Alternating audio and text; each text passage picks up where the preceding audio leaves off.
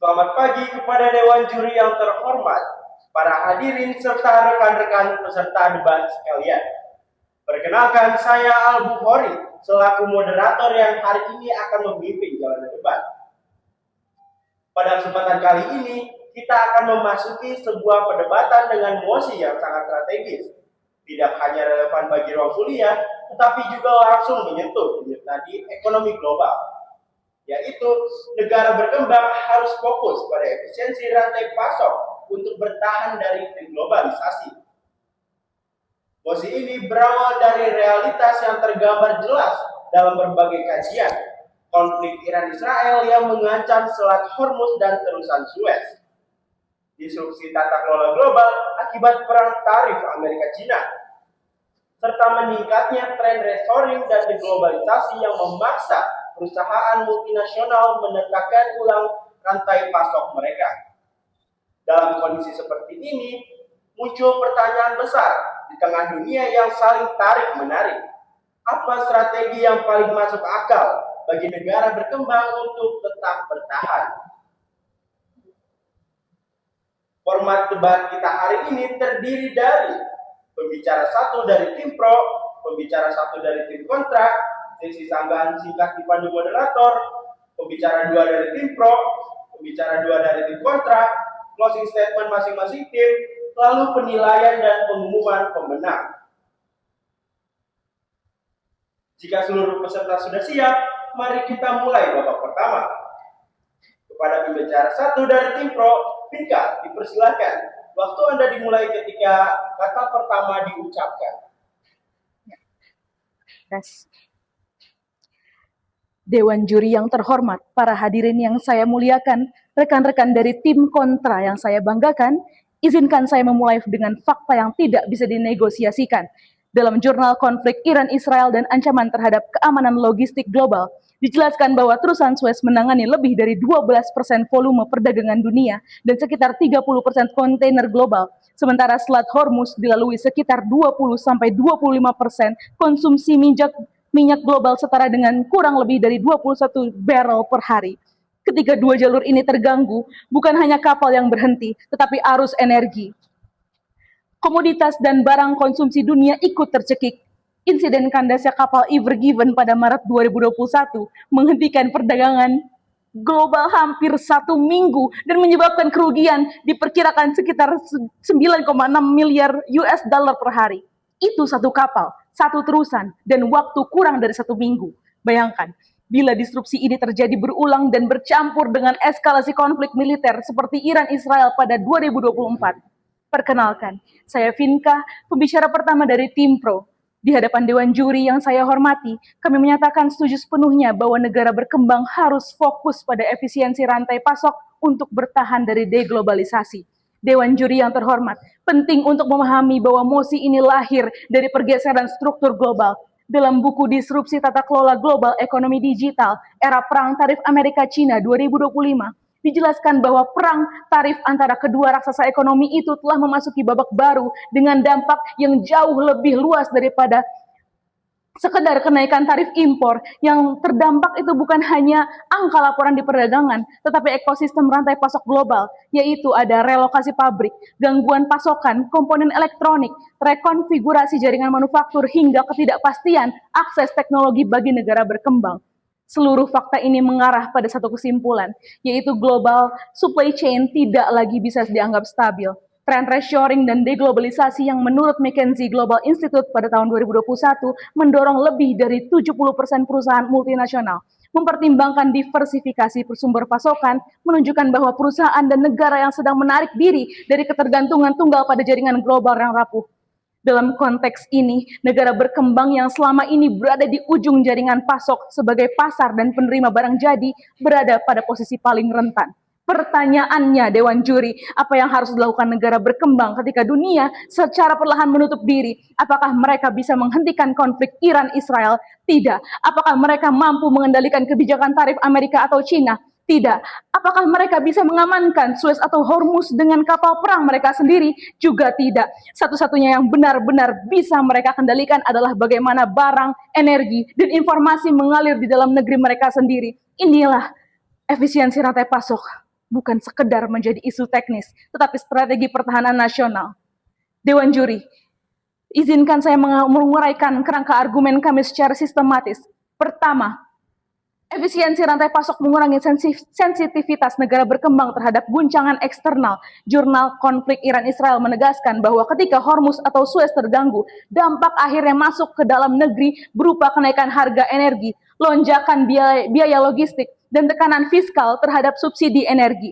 Negara berkembang yang jaringan logistik domestika itu lambat, tidak terkoordinasi, dan penuh kebocoran biaya akan merasakan efek berlipat. Jadi sudah pasti impor sudah mahal dan distribusi dalam negeri juga boros. Dengan efisiensi rantai pasok melalui digitalisasi logistik, pemetaan jalur alternatif, penguatan pelabuhan dan penyimpanan strategis di negara berkembang itu dapat meminimalkan keterlambatan, menekan biaya distribusi dan memperlambat transmisi krisis global ke rumah tangga.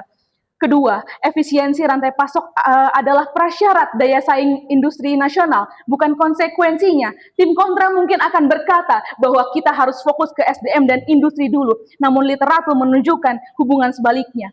Industri tidak bisa berjalan tanpa suplai yang tepat waktu dan terjangkau. Jadi dalam studi kasus yang diangkat dalam jurnal tersebut, ketika Suez tersumbat oleh Ever Given, beberapa kapal di Indonesia harus berputar melalui selatan Amerika, menambah 7-10 hari waktu tempuh dan meningkatkan biaya operasional secara signifikan.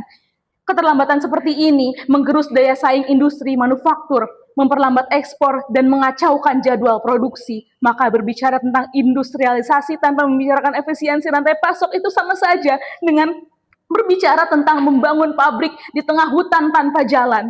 Ketiga, efisiensi rantai pasok merupakan titik temu antara mitigasi resiko dan transformasi digital. Jurnal yang sama dan buku tentang tata kelola ekonomi global menekankan bahwa perusahaan dan negara yang ingin bertahan dari disrupsi menggunakan teknologi seperti AI, supply chain risk intelligence, satellite monitoring, dan blockchain untuk meningkatkan visibilitas rantai pasok secara real time.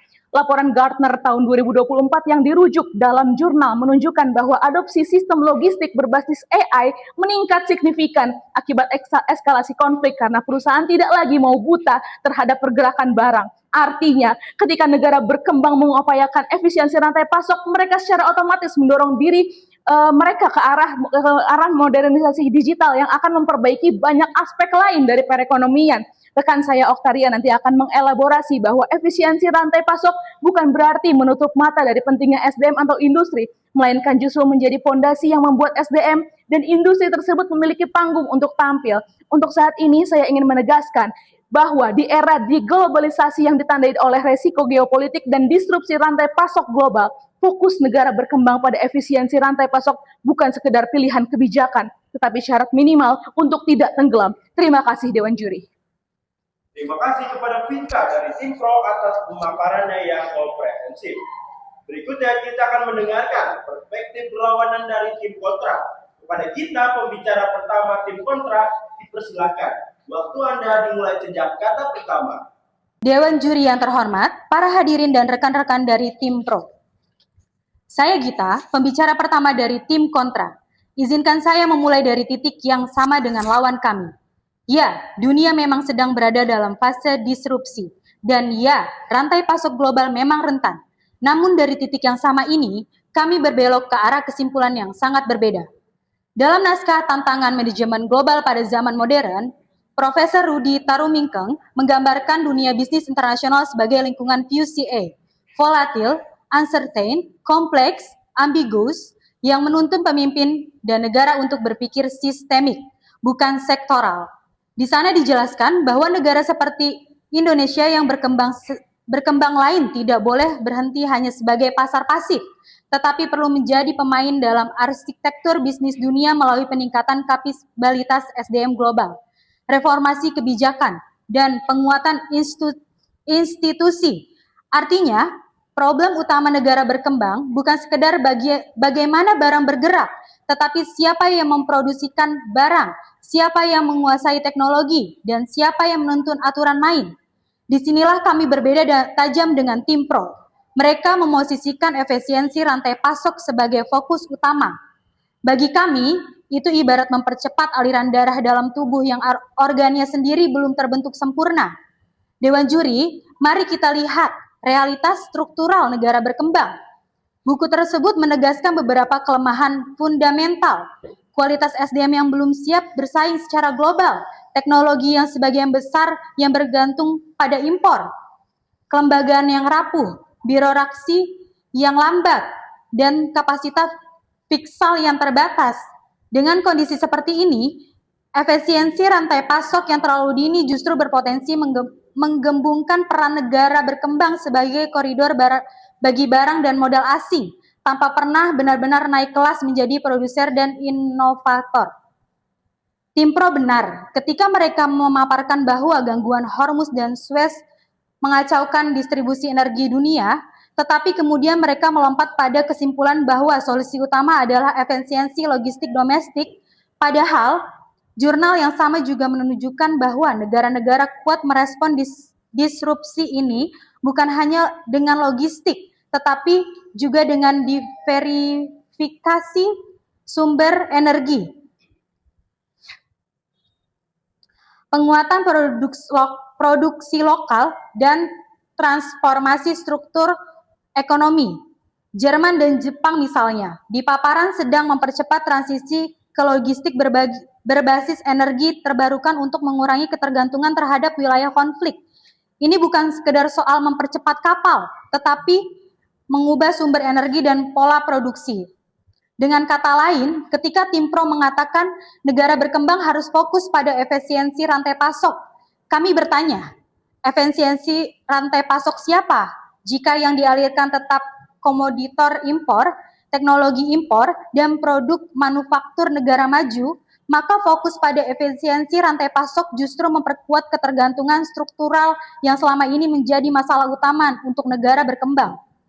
Selain itu, efisiensi rantai pasok tingkat tinggi seperti yang diidealkan Timpro bukan hadiah gratis. Ia membutuhkan investasi besar dalam infrastruktur, jalur distribusi, gudang strategis. Selain itu, efisiensi rantai pasok tingkat tinggi seperti yang diidealkan Timpro bukanlah hadiah gratis. Ia membutuhkan investasi besar dalam infrastruktur pelabuhan, jalur distribusi, gudang strategis, sistem digital, serta SDM logistik canggih. Buku Tantangan Manajemen Global menekankan bahwa perusahaan besar pun harus membentuk Global Resilience Unit untuk mengelola risiko geopolitik. Selain itu, efisiensi rantai pasok tingkat tinggi seperti yang diidealkan Timpro bukanlah hadiah gratis. Ia membutuhkan investasi besar dalam infrastruktur pelabuhan, jalur distribusi, gudang strategis, sistem digital, serta SDM logistik canggih. Buku Tantangan Manajemen Global menekankan bahwa bahkan perusahaan besar pun harus membentuk Global Resilience Unit untuk mengelola risiko geopolitik, mengintegrasikan EA dan cloud computing, serta memetakan risiko lintas negara. Jika perusahaan raksasa saja perlu restrukturisasi besar-besaran, apalagi negara berkembang yang APBN-nya penuh tekanan.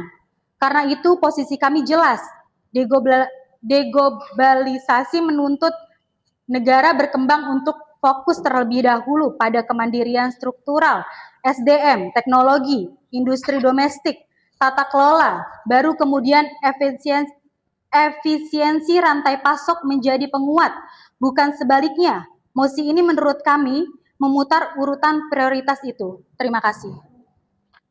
Terima kasih kepada Gita dari tim kontra atas pemaparannya.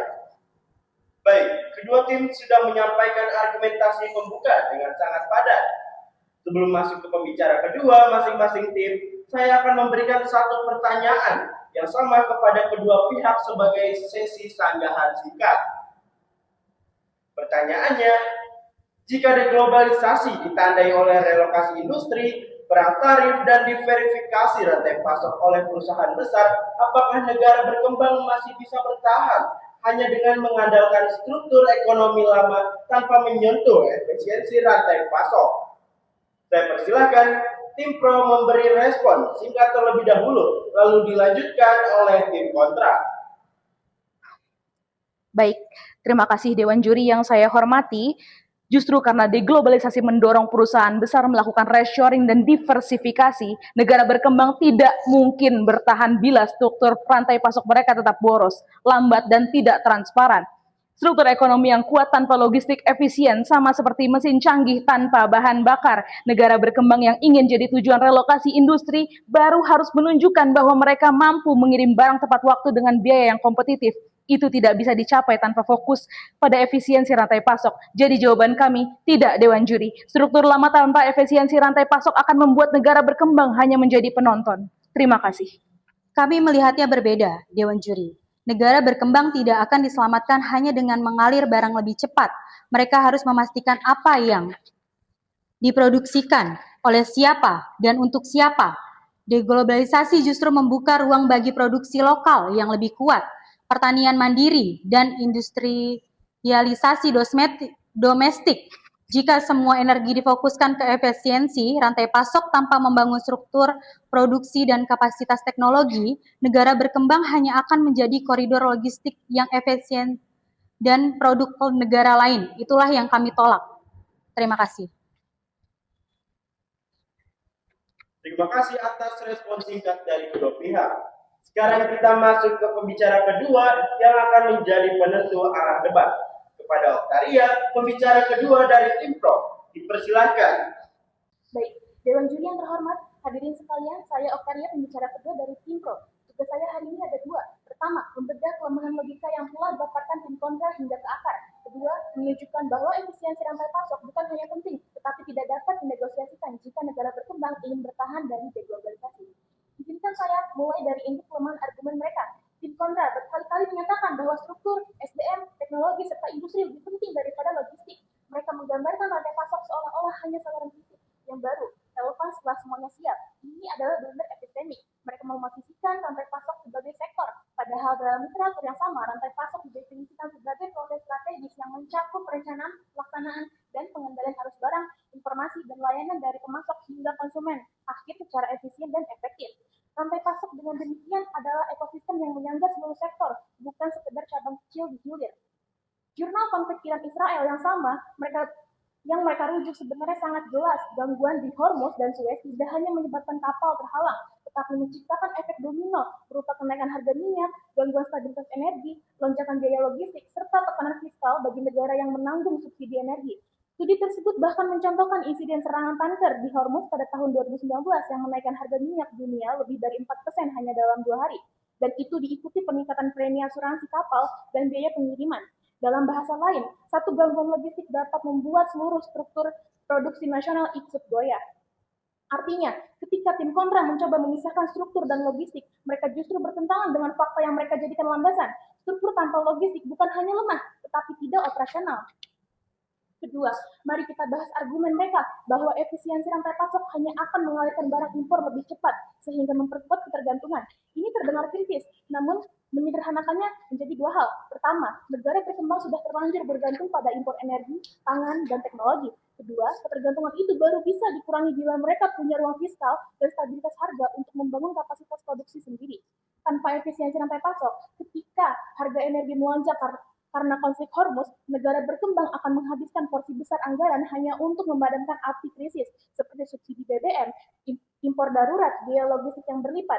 Jurnal yang sama bahkan memberikan contoh bagaimana Indonesia perlu mengembangkan buffer inventory, pelabuhan strategis, dan digitalisasi logistik nasional melalui Sislognas sebagai respon terhadap risiko logistik global.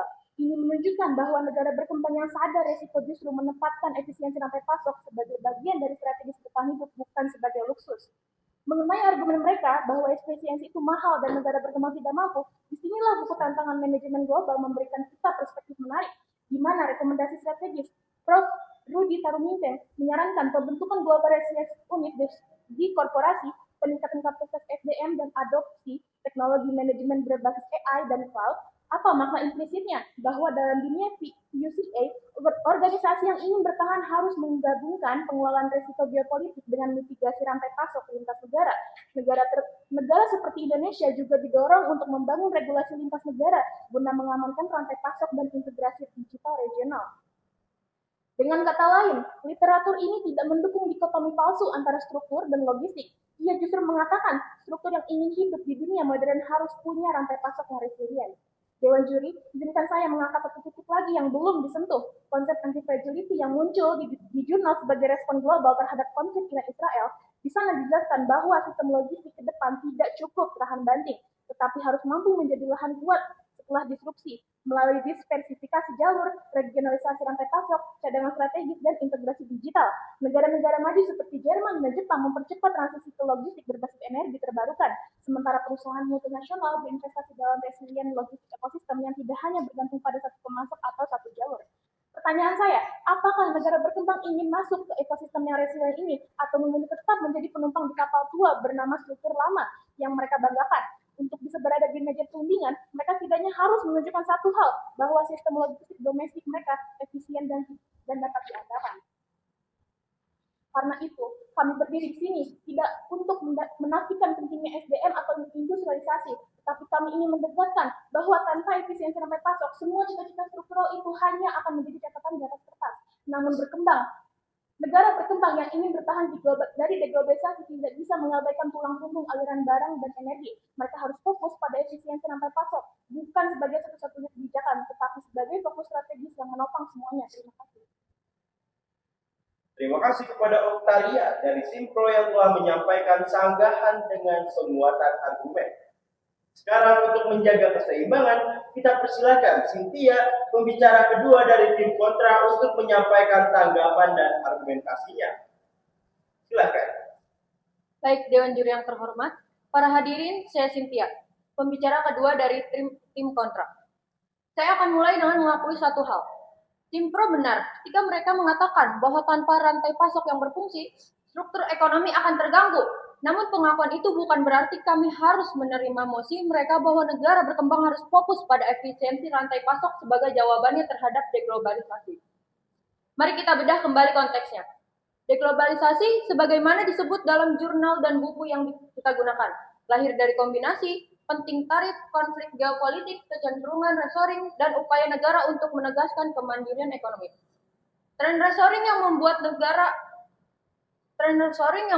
lebih dari 70% perusahaan lebih mempertimbangkan diversifikasi sumber pasok adalah sinyal bahwa era ketergantungan berlebihan pada global supply chain sedang ditinjau ulang. Dalam situasi seperti ini, negara berkembang seharusnya tidak sekadar bereaksi dengan mempercepat jalur barang, tetapi bertanya, apakah kita akan terus menjadi simpul paling lemah dalam sistem yang jelas-jelas sedang dirombak? Buku Tantangan Manajemen Global pada Zaman Modern menekankan peran negara berkembang untuk bertransformasi dari pasar menjadi pemain. Itu berarti dari konsumen menjadi produsen, dari objek menjadi subjek. Proses ini membutuhkan investasi serius di bidang pendidikan, riset, inovasi teknologi, penguatan UMKM, stabilitas politik, dan reformasi kelembagaan. Semua itu adalah pekerjaan berat yang tidak bisa didistribusi oleh sekedar perbaikan logistik. Kedua, tim pro berkali-kali menggunakan Indonesia sebagai contoh bahwa pemerintah mulai memperkuat pelabuhan, buffering energi, dan digitalisasi logistik melalui Sislogna. Seolah-olah ini membuktikan bahwa efisiensi rantai pasok adalah fokus utama. Kami justru membaca bagian yang sama secara berbeda. Penguatan logistik nasional adalah turunan dari kesadaran bahwa Indonesia sangat tergantung pada impor energi dan perdagangan internasional. Namun literatur itu juga jelas menyebutkan pentingnya diversifikasi sumber energi, kerjasama bilateral di luar kawasan konflik, dan pengembangan energi terbarukan. Artinya, fokus bukan hanya efisiensi rantai pasok, tetapi pergeseran menuju kemandirian energi dan produksi. Ketiga, digitalisasi rantai pasok yang digunakan tim pro bukanlah tanpa biaya sosial. Transformasi berbasis AI, monitoring satelit, dan sistem risk intelligence membutuhkan SDM yang sangat terampil dan infrastruktur digital yang kuat. Tanpa itu, negara berkembang justru beresiko menjadi pelanggan teknologi perusahaan asing, membayar lisensi mahal, namun tetap berada di posisi bawah rantai nilai. Kita perlu bertanya, apakah efisiensi rantai pasok yang dibangun di atas ketergantungan teknologi asing benar-benar memperkuat kedaulatan atau justru mengunci negara berkembang dalam membentuk ketergantungan baru? Dengan kata lain, bagi kami, masalah negara berkembang bukan hanya bagaimana barang bergerak, tetapi barang siapa yang diproduksi, dengan teknologi siapa, dan siapa yang mengendalikan datanya. Mosi ini, dengan menekankan fokus pada efisiensi rantai pasok, menurut kami, menyimpan bahaya reduksionisme ialah menyederhanakan persoalan struktural yang jauh lebih kompleks menjadi satu kata kunci, yaitu efisiensi. Karena itu, Dewan Juri, kami teguh menolak mosi ini, bukan karena kami menyepelekan rantai pasok, tetapi karena kami menganggap bahwa negara berkembang tidak boleh dibius oleh kata efisiensi. Hingga lupa bahwa tujuan akhirnya adalah kemandirian dan kemampuan menentukan nasib sendiri. Terima kasih. Baik, kita sudah mendengar paparan panjang dan cukup tajam dari kedua belah pihak. Sebelum kita masuk ke tahap analisis dan penilaian, saya akan memberikan kesempatan closing statement singkat dari masing-masing tim. Pertama, kepada tim pro, dipersilakan menyampaikan pernyataan penutup, lalu dilanjutkan oleh tim kontra. Silakan. Ya, baik, Dewan Juri, jika ada satu hal yang ingin kami titipkan, itu adalah ini. Deglobalisasi bukan sekedar tren, tapi realitas yang sudah memukul jalur logistik dunia hari ini. Rutan Suez dan Selat Hormuz sudah terbukti menjadi titik kritis yang ketika terganggu, harga energi naik, biaya logistik melonjak, dan negara berkembang yang paling rapuh merasakan pahitnya. Buku dan jurnal yang kita gunakan bersama-sama memberi pesan yang konsisten bahwa negara dan perusahaan yang ingin bertahan sedang beralih membangun rantai pasok yang lebih resilient, terdiversifikasi, dan terdigitalisasi. Negara berkembang tidak punya privilege untuk berpura-pura kuat.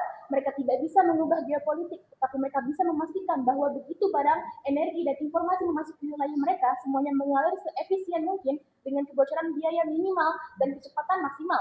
Efisiensi rantai pasok bukan lawan dari industrialisasi, melainkan landasan yang membuat industrialisasi mungkin. Karena itu, kami berdiri teguh bahwa fokus negara berkembang dalam menghadapi deglobalisasi harus diarahkan pada efisiensi rantai pasok, agar mereka tidak sekedar menjadi penonton ketika peta ekonomi dunia digambar ulang. Terima kasih. Dewan Juri, kami menutup dengan satu refleksi. Tidak ada satupun negara yang menjadi maju hanya karena distribusi cepat. Negara menjadi maju karena mereka menguasai produksi, mengendalikan teknologi, memperkuat SDM, dan menata institusinya. Efisiensi rantai pasok bisa membantu, tetapi tidak bisa menggantikan pekerjaan rumah besar itu. Dalam konteks deglobalisasi, fokus negara berkembang seharusnya adalah membangun fondasi kemandirian, energi yang lebih mandiri, teknologi yang lebih dikuasai, SDM yang lebih siap, dan struktur ekonomi yang tidak hanya menjadi perpanjangan tangan negara lain. Kami menolak mosi ini karena kami percaya negara berkembang membutuhkan orientasi yang lebih sekedar dari efisiensi, yaitu mereka membutuhkan visi kedaulatan. Terima kasih. Baik, hadirin sekalian, kita telah sampai di ujung rangkaian debat. Izinkan saya merangkum dinamika utama yang terjadi. Debat ini mencapai klimaks ketika tim pro melalui Oktaria menunjukkan bahwa upaya tim kontra untuk memisahkan antara struktur ekonomi dan logistik justru bertentangan dengan isi jurnal yang sama-sama mereka rujuk. Jurnal konflik Iran-Israel dengan sangat jelas menampilkan rantai kausal, gangguan jalur logistik, kenaikan harga energi, lonjakan biaya logistik, tekanan fisikal, dan penggangguan produksi nasional. Di sisi lain, buku tentang disrupsi tata kelola global memperlihatkan bahwa peran tarif dan disrupsi digital mengganggu rantai pasok teknologi sehingga memengaruhi kemampuan negara berkembang mengakses komponen industri. Di titik itu terlihat bahwa mencoba menempatkan rantai pasok hanya sebagai pelengkap adalah kelemahan logis. Karena apa yang disebut struktur energi, industri, teknologi ternyata bergantung pada kelancaran rantai pasok. Tim kontra menampilkan analisis struktural yang kaya dan penting, terutama tentang sumber daya manusia, teknologi, dan kemandirian. Namun, mereka tidak pernah benar-benar berhasil menjelaskan bagaimana semua cita-cita struktural itu bisa diwujudkan tanpa terlebih dahulu mengamankan mekanisme aliran barang dan energi justru menjadi titik rawan negara berkembang di tengah deglobalisasi. Sebaliknya, tim pro konsisten mengaitkan mosi dengan data faktual dari jurnal Suez, Hormuz, Every Given, Reshoring, Seamlessness, dan AI dalam logistik. Mampu menunjukkan bahwa efisiensi rantai pasok bukan solusi tunggal, tetapi fokus strategis yang realistis dan berada dalam kendali negara berkembang, serta berhasil memanfaatkan kelemahan divisional tim kontra yang memisahkan logistik dan struktural ekonomi. Padahal literatur mengajarkannya sebagai suatu kesatuan. Dengan mempertimbangkan koherensi logika, kekuatan penggunaan data, kesesuaian dengan mosi, serta kemampuan membongkar kontraksi lawan, maka Dewan Juri memutuskan pemenang debat ini adalah Tim Pro, Pinka dan Oktaria. Berikan tepuk tangan.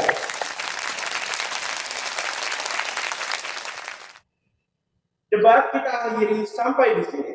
Terima kasih kepada Tim Pro, Tim Kontra, Dewan Juri, dan seluruh audiens.